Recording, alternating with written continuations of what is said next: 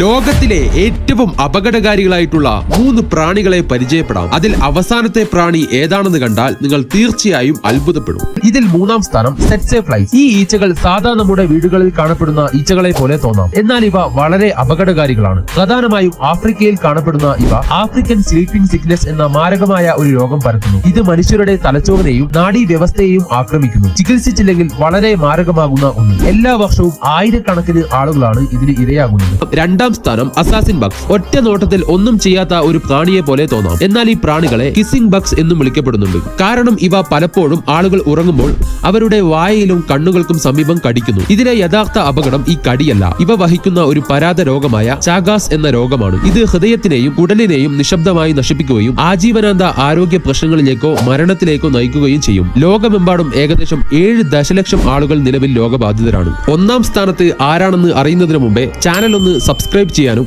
Like ചെയ്യാനും മറക്കല്ലേ. ഇതിൽ 1-ാം സ്ഥാനം മോസ്കിറ്റോസ്. അതെ, കൊതുകുകൾ. ഇവ ചെറുതാണെങ്കിലും ഭൂമിയിലെ ഏറ്റവും മാരകമായ ജീവിയാണിത്. മലേറിയ, ഡെങ്കി, സിക്ക, മഞ്ഞപ്പനി തുടങ്ങിയ രോഗങ്ങൾ പടർത്തുന്നതിലൂടെ എല്ലാ വർഷവും കൊതുകുകൾ 7 ദശലക്ഷത്തിലധികം മനുഷ്യ മരണങ്ങൾക്ക് കാരണമാകുന്നു. അതുപോലെ തന്നെ ഇവയുടെ വ്യാപനവും അതിവേഗത്തിൽ തന്നെയാണ്. ഇതിൽ നിങ്ങളുടെ അഭിപ്രായങ്ങൾ എന്തൊക്കെയാണ്? കമന്റ് ചെയ്യൂ.